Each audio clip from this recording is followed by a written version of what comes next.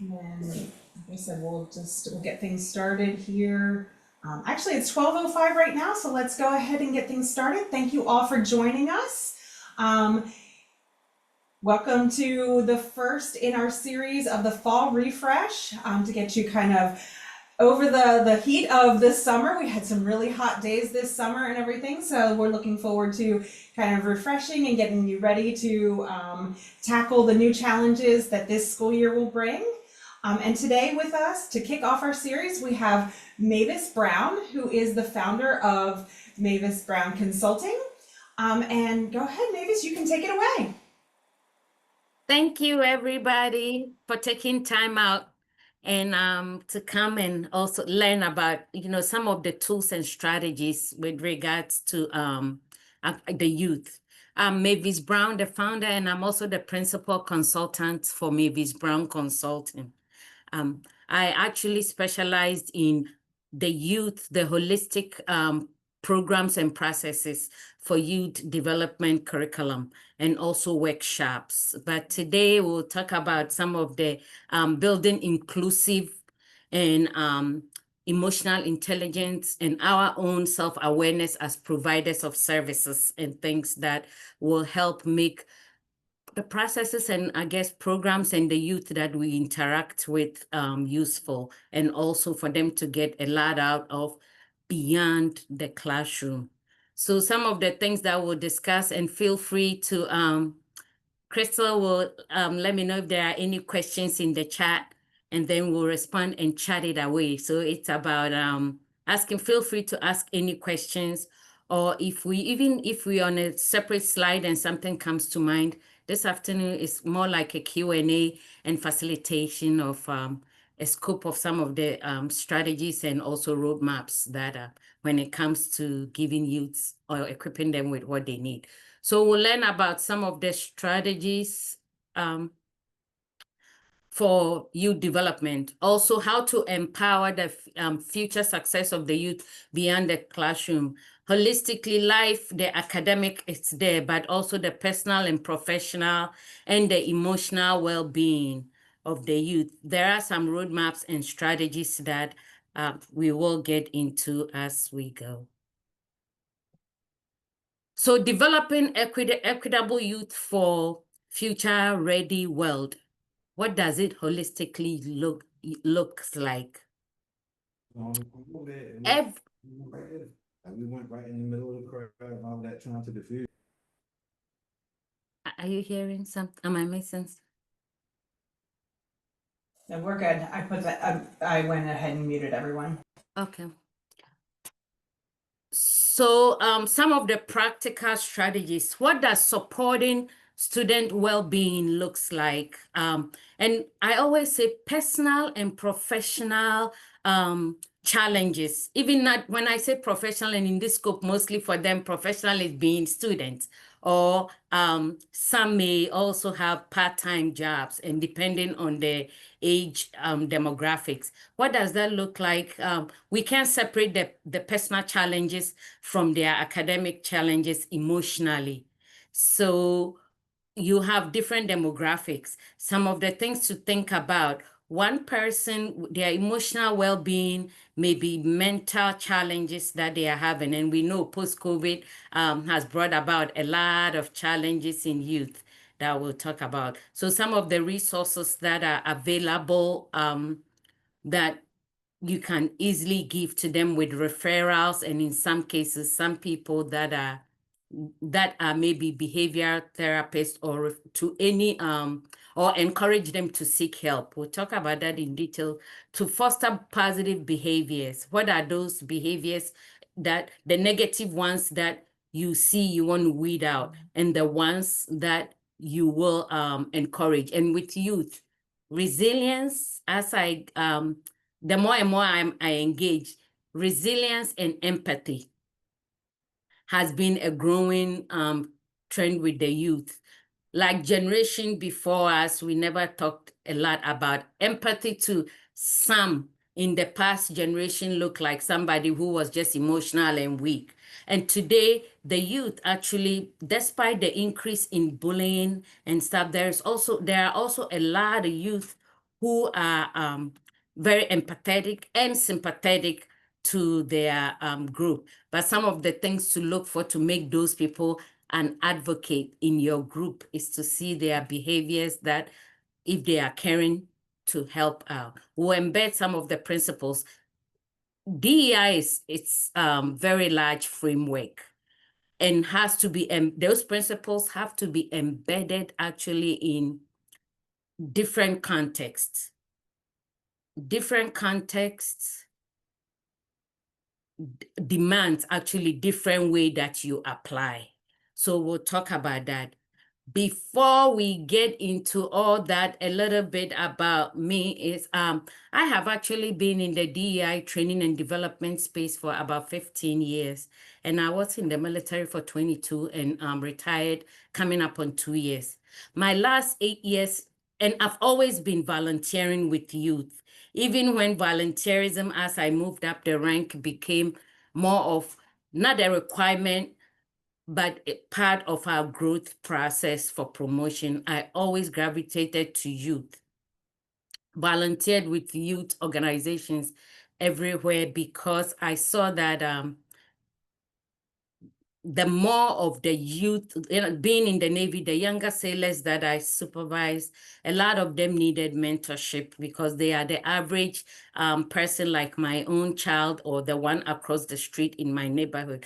And so I really got involved in that. And then when I retired, I decided more of the space to concentrate in is the youth.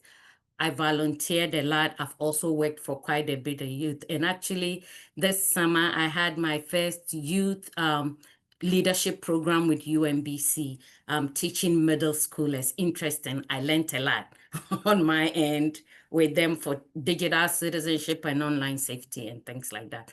So that's in a nutshell about me, Mavis.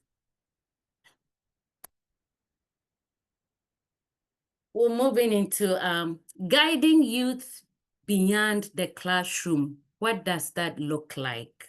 And I like using the term what it looks like because it's to paint a picture. A classroom next door might be different from the way that another classroom looks like, or someone that you are supervising in a group, a workshop, any interaction. Your approach as providers is to be to know the people that you are leading or the people that are in your scope of guidance. So beyond the classroom are the life and social skills. Life and social skills, which go hand in hand, have been a big challenge, and we have a lot of gap. So as I stated earlier, we hear a lot now about EQ, the emotional intelligence. The emotional intelligence is also a two-way street, and we'll talk about for our own self being cognizant and aware of our own biases. And when we say bias, people take it in a negative way. I don't see it that way because bias is who I am, what I like, and there's nothing wrong with it. It's a matter of being cognizant and not having it interrupt or weed out. As much as I do this, I constantly get called out by friends saying, look at you being biased. And the other day I was waving at a group of people at the academy and the lady said, you retired, but yet I see you always with the Navy people. What about the Air Force and Army? And I said, true statement. My soul is there. But I had to go back and wave at everybody, though I just smiled and walked by and stood close to one demographic. That's an awareness. And should I be leading that group? Chances are I'm not going to give them all a fair chance because mentally, I will give more and help more of it. So that's something that it's not just what we see, but our own awareness. Fostering inclusive and emotionally intelligent youth program. That's huge. A lot of the times we design programs based on content. It's to be developed for the audience or the demographics or even based on the environment that the type of people that we are serving. So, and some of the ways to do that is to see who has challenges. We talk about DEI, but we don't talk about the A, the accessibility. The accessibility is inclusive for those, and for the longest, it was portrayed that the accessibility is people who are either have some mental challenges, or physically you see them maybe with a cane or in a wheelchair. Not necessarily. There are people who also may be slow starters. There are people in grasping concepts or stuff. There might be people who are hands-on with training where a scenario-based will help them. And there are also people you have to literally hold their hands. Those are all fall into accessibility. So who are you designing for, or who are you representing?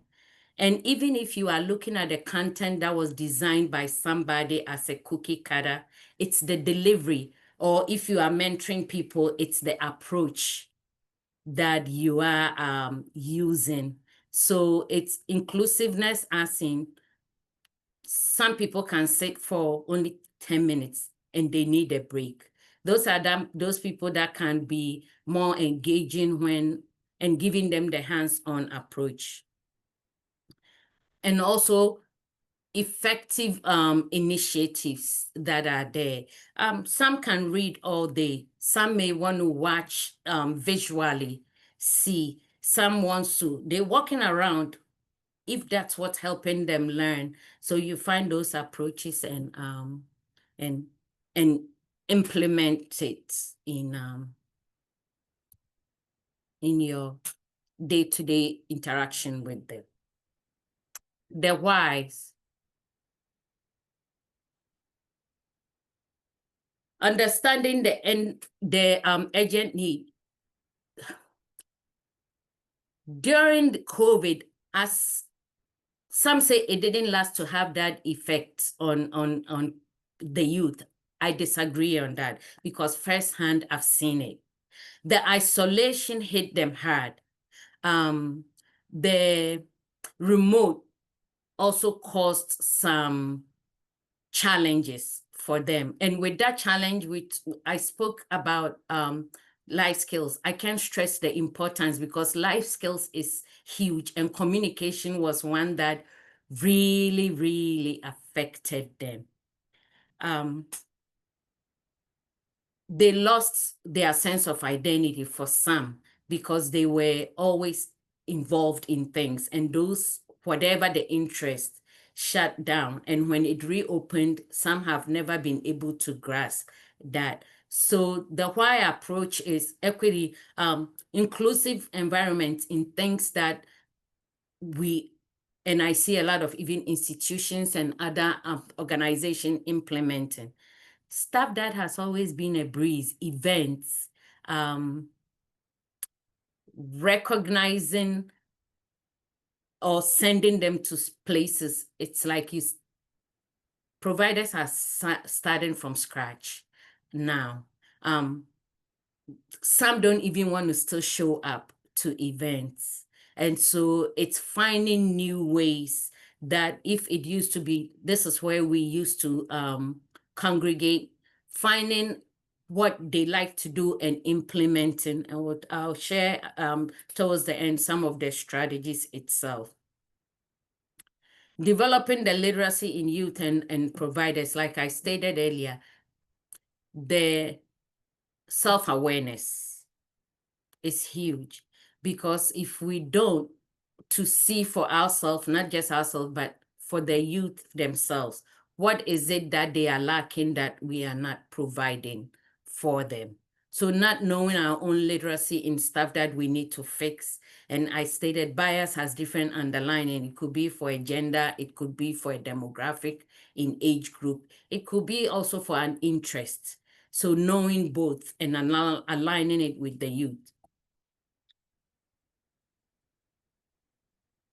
Future ready framework, that's just the skills. AI is big.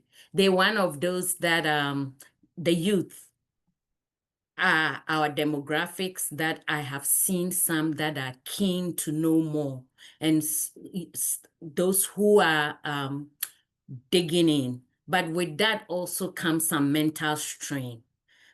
Was it a week or so, I was chatting with someone about digital discipline, and they asked me what it meant. And I said, it's giving a skill for individuals, the youth, and to be able to dial down the consumption of digital stuff. And they said, how do you do that? I said, in this, like in the field, and I used to be a substance abuse counselor back in my day, but in that field, there was a mechanism to tell, to teach. Now, either people pick that up or not, but I recall sitting in group sessions and saying, you should consider not hanging out with your friends who always play pool at the bars, because that's maybe a trigger for you to easily pick up.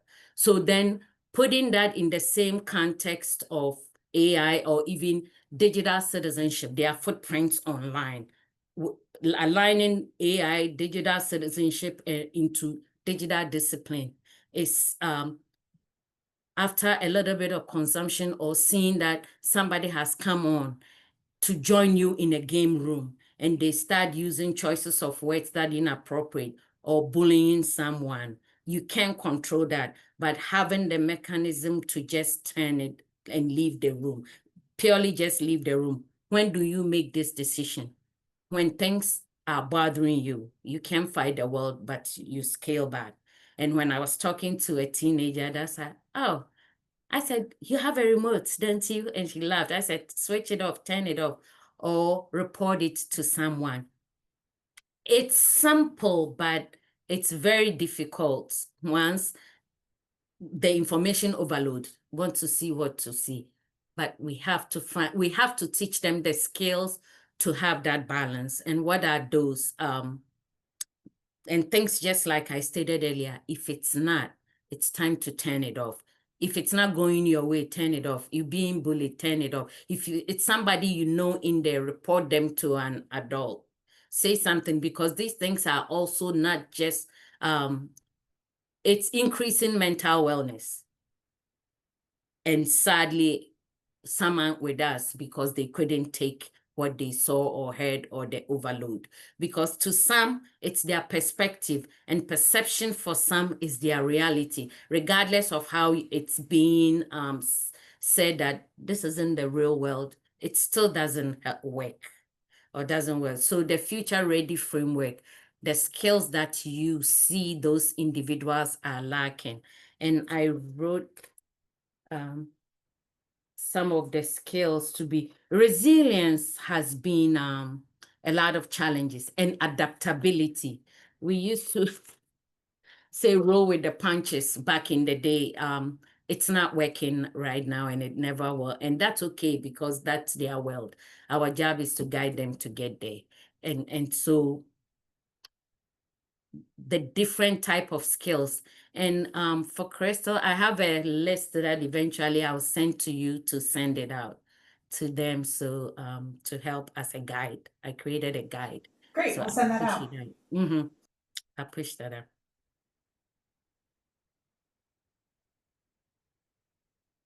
The growing disparities. So those skills that I mentioned can also overlap actually in their well-being, but also affect academics. And perfect time, we're in the school period, and students are going to school. High schools are starting. Some have already started. There are students all over the place. I call it the in thing right now for the next 3 weeks. Parents juggling, students settling in. But a conversation that I see and even I hear a lot is, everything is good academically. My son or my daughter or my child is thriving, or someone I know is thriving, but they can't seem to get it together. And I said to one parent I was talking to, I said, the key is probably, I'm assuming, time management is the issue, which is a skill. Why there are 24 hours in the day and some can't, yes, everybody gets up. And I used to tell someone, I said, for 22 years, I stood in front and read about plan of the day. That plan of the day never went according to plan.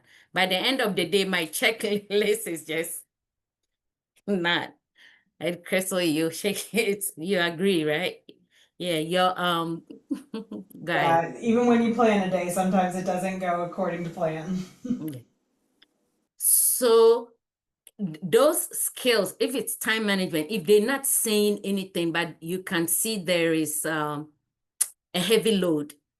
And after being around youth or just being around humans, sometimes the people you know, you can sense that something isn't wrong. If they're not saying it, it's chances are they probably not projecting it, and it may be a communication challenge. But then communication challenge can also come about knowing about the cultural nuances of some. Some will say any and everything. Some are hesitant. In a nutshell, post-pandemic has really increased those. With that comes mental health challenges, where you can sense from or see, or some will appear. I had a young man I was helping out, and he smiles, but the affect, the face, the smile, just, and I said, you have a lot going on, huh? And then I saw the tear in his eyes about work and school, and he's only 16 and trying to ask about career choices and courses he has to take. And I know the thought process I was telling someone is, I don't want to hear about they have no bills and they have nothing. A load is a load, and everybody carries it differently.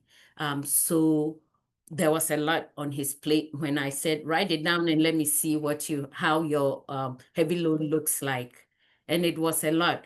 But then the management, I said, your to-do list is still long because you've completed half of each. So that's still a to-do list. It will help if you complete one, if you have 5. Your weight will be less if you didn't finish the 4, but you have one complete one. And so these are having them write their priorities and figuring it out. One would think at 16, what is the priority? Everybody has one. They have stuff to go. They just don't know how. So that's another skill. But with that comes, oh my God, my world is coming to an end, which is another core of the health crisis we are seeing. So with that is the mental health awareness on how they can, some of the coping mechanisms for that. And I was telling him, I said, looking at your list, if you don't finish, nobody will die tomorrow. So calm down and we'll figure it out. And just giving them assurances and helping them also mentally know that it's okay for that. The human-centric skills goes for both ways as well. The defects. I had some professors in one colleges here who also said they are having challenges. And I said, challenges knows no age. The COVID or whatever, pandemic or not, something affected everyone or most people deals with it. And some can, some cannot. So some of the skills are also lacking in adults just as much. So for providers of us in any field, is to also sharpen ours as well to be able to help others. Before we move on, any addition or anyone online would like to chime in or ask any questions?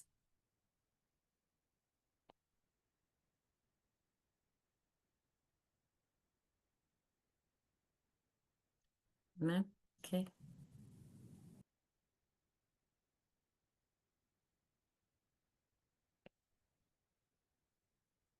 When creating whatever the programs, and the word program is just as is, everything you do, whether it's an interaction, giving them scenario based, just asking them what they need, self-reflect.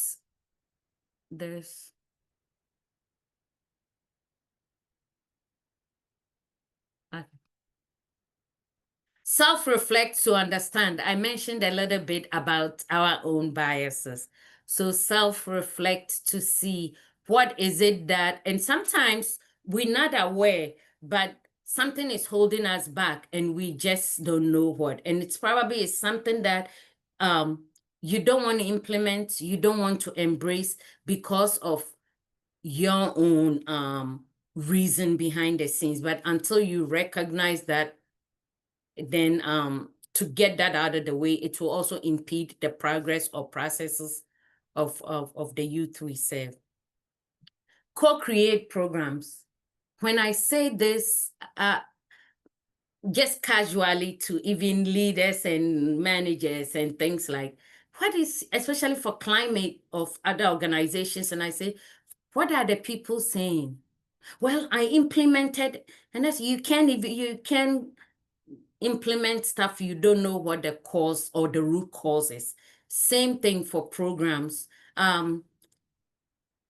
Whatever you have for them, make sure the majority embrace. If you want to implement an initiative, how many people are interested? Not saying give them the wheel, but at least let them be cool and say these 3 topics, who would like to know more? And that's probably not the way to say that, but make them, ask them bits and pieces of choices of words to gauge the interest. So you don't go all the way only to whether it's the process, whether it's the delivery to come back again.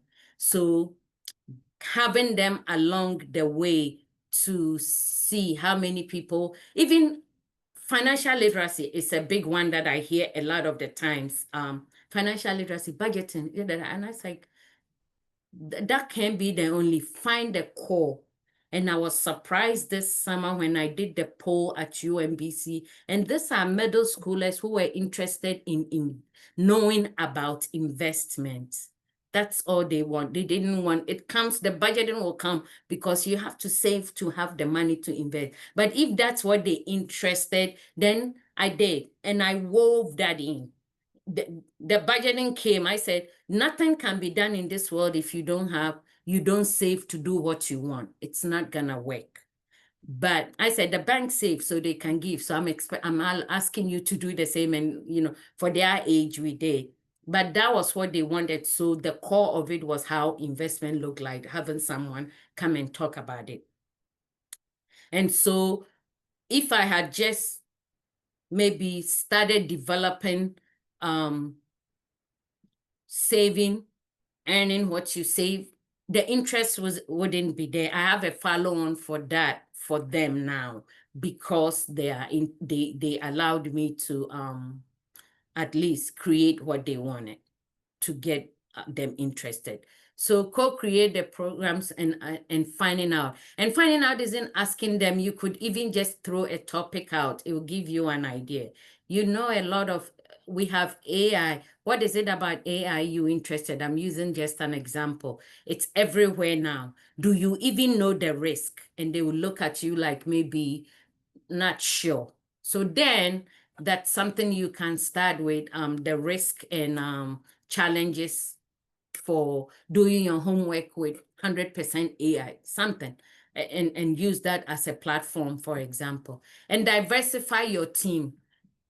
Team isn't necessarily, when we hear about diversity, and that's the thing that sometimes can be a bit frustrated or have some nuances. It's not a human being to say I'm taking so that this will go on, I have to have all females, I have to have all males, I have to have all Caucasians, I have to have all African Americans. That's not what diversity is. It could be a resource. It could be age group. I remember someone questioning me at one of the places that I used to do HR and DEI stuff, and they said, I was coming to your office. He said, when you sent me to go see one of your teams, they're all females. You don't have any males. Does it mean males don't have problems? And they went on and on. And I was explaining to them, I said, we rotate. When it's time for my 3 years is up, I rotate. It just so happened to whoever had to rotate by military requirement, just so happened to align with that. I said, but you're getting all the help you need. Don't look at that. That's not what I said. You're talking to a DEI office. It's not about that. It will be nice, but the rotation just so happened to be that. So what is the military supposed to do? Wait until 6 years to get a male in? I said, so it's a teaching moment. Look at it. I'm equating that to co-create programs that the resources works for everyone in this context. I like to do like teaching for the context of what we have at hand. And in your case, as an organization, it's about the resources that applies. So when we even talk about the equity portion, the equity in this case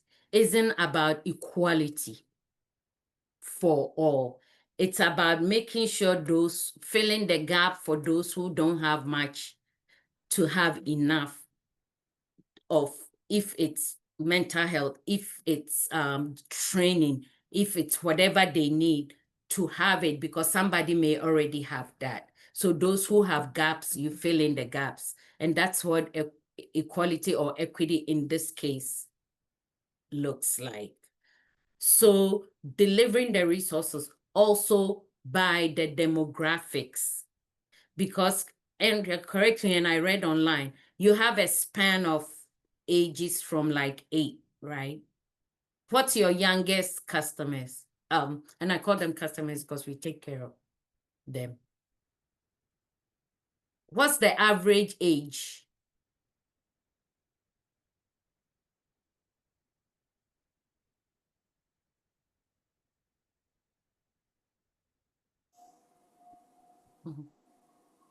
Anyone? Anyone on there? Yeah. Andrea has 4th through 8th graders. 4th to 8. Okay. Who else has other demographics with regards to age?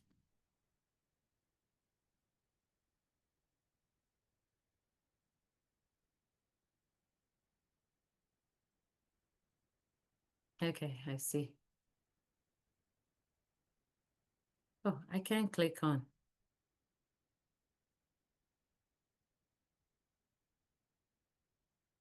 Okay, you have, okay. Andrea has 4th, okay. So Tiffany has youth and young adults. Youth and young adults. So that's perfect example for some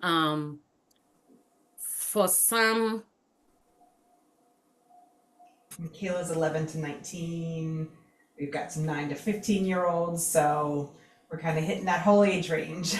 yes, so probably the 15 to 18 is varying, as we talked about, emotional, not that they don't, probably having some career preparedness, what it looks like in some of the interest that they have, or however that demographic has to be different from yours, 4th to 8th grade, and vice versa. So developing is having the universal design. Someone said, what is the universal design? And I get people with that. It's just purely looking at and I'm a typical of, I do that a lot. When I create my curriculum or when I develop a program, I have the master. But then should a client or a customer say, I need leadership, for example, the one I did was for middle school. I took the same leadership, then I created it with the mindset or the end user were middle schoolers. So for you, for the providers, if you have different age groups that you are either creating a program or having someone develop, regardless, let them know of your demographics. It's important. And even demographic where some, and there was a school that had, it's a private school with females, and it still had to be tailored different than a joint. When I say joint, male and female, even the choices of words, the he or she, or you and stuff, if it's you creating, mindful of using the plural terminology so everyone can be can feel inclusive. So the main thing is creating for the environments. And what do I mean when I say environment? That your location can, and geographic location can also determine how some of the programs, especially if they, I did civic engagement for youth in Baltimore, and the the stuff that I was telling and talking about was I found out myself, I learned a lot about the city. That's very different from Montgomery County. That's not where I'm at Aranda, but I looked at it and I said, wow, I didn't know that, but through the development process, I have to let them understand their environments of whether it's the challenges, their involvement, who to connect with their local representatives, where the needs of resources are for their county, vice if I had done somewhere else. So the environment and the activities that are accessible to all the learners from start, there's a scope. Some will be good for young adults going into the workforce. Will be different from those who are just in high school now or in elementary or whatever the demographics will be. Earlier, I touched a bit on cultural responsiveness practices. It's humanly impossible. But when we talk about culture, isn't it necessarily even where, in this case, individuals may say something that will give you awareness of it. Some will not. But in this context, mostly the cultural responsiveness is your surroundings, how the human beings that are in your care, how you know about a bit about them and have them share perspectives if you are doing engaging interaction or program with them. And some of it, some culturally may not be active, and that's okay. And some may be, but also if it's intertwined, being able to allow I call it the outspoken ones, acknowledge that, to give time for those who don't really want to participate a lot. So be aware of the people that in your care and be able to either not silence, but give others who don't normally an opportunity. Resource audit. Adjust budget cut may come about, not may, it comes about, and programs that you may have this year may not. Then you find something else, or allocating the resources to maybe the young adults getting ready may need some extra stuff that normally you didn't when they first came. So allocating the time and resources. And then there are some in your care that may require a bit more time to interact with than others. Then how do you do that? And that's a balancing act that you have to find. But then how do you divide those times so others don't also feel ignored? So those are how you audit your resource. And even the program itself that you teach frequently will need some updates. Commonly, I see for organizations that have even policies that does not reflect the organization anymore. Things have changed. Way of doing business, it's not reflecting. And I had one leader say, I don't know what's wrong. Nobody abides by the policy. And when I saw it, I said, your whole business concept that's not even aligned with your policy. So chances are that they are obeying your old policy with your new mission or operation or what you are doing. So the training may not be effective, or maybe it's been redundant to change it. the way it's presented may have changed because of your audience, but more importantly, what happens in our national climate 100% affects those in your care or those you oversee. And so to regularly review and talk about some of those, because when it happens, individuals face those challenges that are not, it could happen in California, we in Maryland, and then it's still affecting them. So something to be aware and talk about. So the auditing your program, knowing where you have to implement new stuff because of the climate they want to talk about. I was talking to someone the other day about marketing and stuff, and one thing that consistently came is entrepreneurship has changed. The cold calling of just picking up the phone is not good enough anymore. But I'm seeing it on slides like call your customers. Yes, the young and different generations are sending emails and things. And so this is just an example of the auditing has not been updated. And then the resources that are in place to help those new entrepreneurs are also not there. So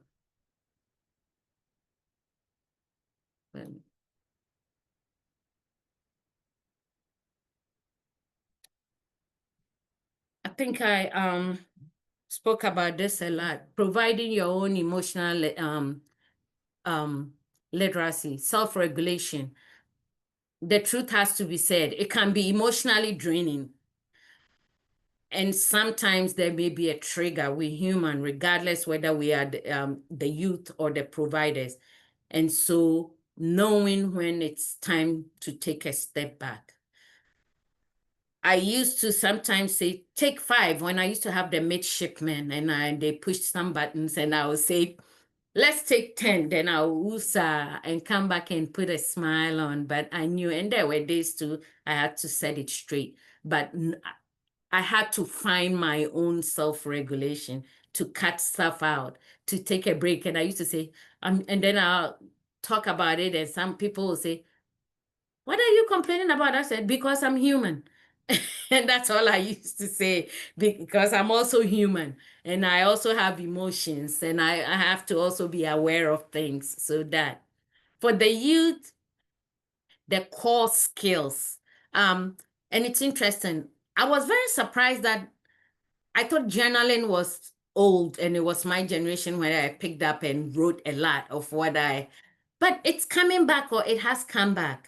Because a lot of youth that I've done my own external poll like to journal, and meeting with some that I mentor, that's how they tell me some of the things that I guess they call it journal, but to me, I see it as a checklist, but to each their own and how they interpret, and they talk about it. So also encourage them, because something they want to talk to you about when they meet you may have happened yesterday, and they sitting in front of you going, and don't remember.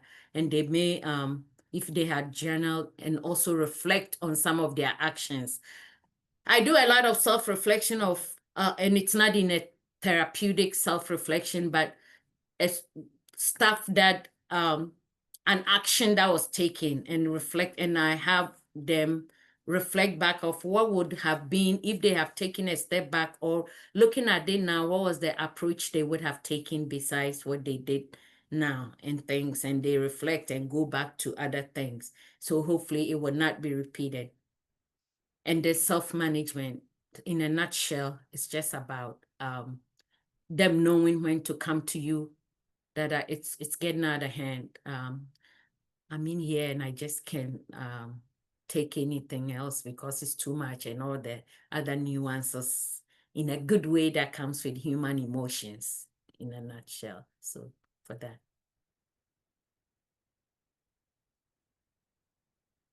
I'll be the Future Ready framework that I have consistently, and I've done a lot of polls and focus groups on that. Those 4 core, the creativity, that we have a lot of creative youth and young adults. At least I'll speak for myself. In my comparing to my age, I've seen a lot of creativity, and to help them develop, that is, if it's something that is brought or we see as we mentor them. And not to do, and they always, I get a lot of questions of, I said, this is good. So what, this is good. So you're gonna help me? I said, no, I want you to get the steps in order on how you can bring all this to life, which is the critical thinking portion. Because we're in an instant world, I want a fast destination. And critical thinking is one gap that's missing from them on that. Collaboration. I spoke about resilience and adaptability. Things happen. It's not the end of the world. And that's what I use, not to discourage them, but I use the term a lot. Nobody's dying, we can fix it. So I help them see that it's never always ever gonna go according to plan. So we're gonna go on and do it this way and that way. And also the interaction and the teachings and the mentorship to be real world problems to talk about. Usually I'll bring something that happened that I feel is based on age appropriate. And I say, let's talk about this. Even if it's something that happened in our nation's capital that requires some thought process to bring it together, I'll say, okay, so this happened. Let's solve it and see. And you'll be surprised how engaged they will be and creative. And one day I said, man, if I knew that, I could have just said, I'm developing this, give me some ideas what I need to do, because they are very creative and as providers, so that you don't waste a lot of time. Asking them will give you a lot to go on. Like everything, you want to measure your impacts. An impact could be just like we do at the end of each class or program or training. How did it go? What topic do you want to see? What activities that do you think we could have added? And that's it. And sometimes just observing if the class are they liking it or not. Collect some data. Write one thing you would like to see. That's what I always say. One thing you would like to see. Give me one statement or something else, and they do. And then, of course, if you need a follow-up, say, hey, the other day you said this program sucks, which I used to get out of not the program, but when I used to I'll say, how is the climate? It sucks. I said, good. Focus group, I said, help me understand what it sucks looks like. It's the teacher, it's the subject, it's the this. So now they're giving you a tangible things, because I hate this place will not help me figure out what your hate looks like. Is it about not coming to work? Is it because somebody is harassing you? Is it because, and stuff like that. So I always say that. And other than that, time flies.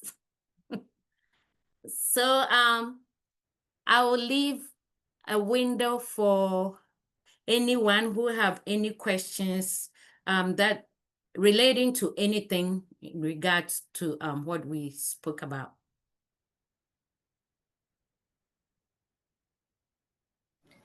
I don't have any questions, Ms. Mavis, but you this was definitely a very insightful workshop. So I thank you very much for the information. Thank you, Stephanie. Anybody else?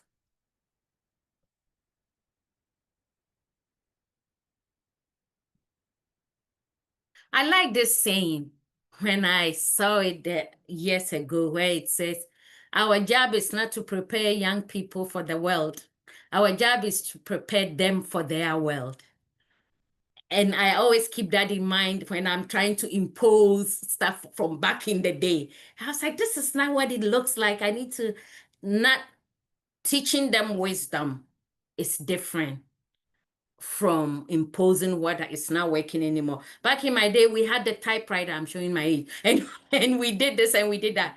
They don't know. We can tell them what it is, but right now, this isn't it to tell them and to force them of what we used to think we thought it was the best of the best. And so, yeah. And another thing, I wanted to share. Did I have a question in there? I thought I saw something. So this is some of our youth programs that we have available. Everything is tailored. And it could be tailored into a training, a workshop. Every workshop comes with a scenario, a worksheet for them to, and I always create a worksheet for each topic because it's for them to write about what they receive or develop and some challenges and to reflect on things. So by the time every course, each or workshop for youth, young adults and adults, they have a view of their own understanding of who they are, and then on the reflection page. So they get the worksheet and they also get a handout for each. So should you need a single session, a program review to incorporate stuff, or just a phone call or a question just to ask a question, I'm available anytime, and visit our website, Mavis Brown Consultant. But looking at the time, and I know you took your lunch out to be here, I'm very appreciative of the opportunity to do this. So I'll give the floor to you, Crystal. Well, thank you so much, Mavis. There was a lot of really great information. Thank you all for the interaction that you had and everything. We will send out a follow-up email with the recording from this session. Yeah. And we'll send out some the resources that Mavis said that she would send to me. I'll make sure that everybody gets that. And then, you know, you'll have Mavis's information that you can follow up if you have any other follow-up needs and everything. But thank you all so much for coming to the first of our Lunch and Learn series, our fall refresh Lunch and Learn series. Don't forget that we have 2 more sessions coming up in the next 2 weeks. So next week it will be on Thursday. The time will be a little bit different. It will be from 12:15 to, or 12:30 to 1:15, and then the following week will be 12 to 1. I'm gonna throw the link in to register for those if you haven't already, but I see a lot of you guys have already registered. And yeah, just thank you all so much for attending. Thank you for your time. Again, Mavis, thank you for coming and sharing all these great resources with our educators. Thank you very much. All right, have a great day, Everybody everyone. have a great day. Thanks. I'll reach out, Krista. Perfect, thank you. Mhm.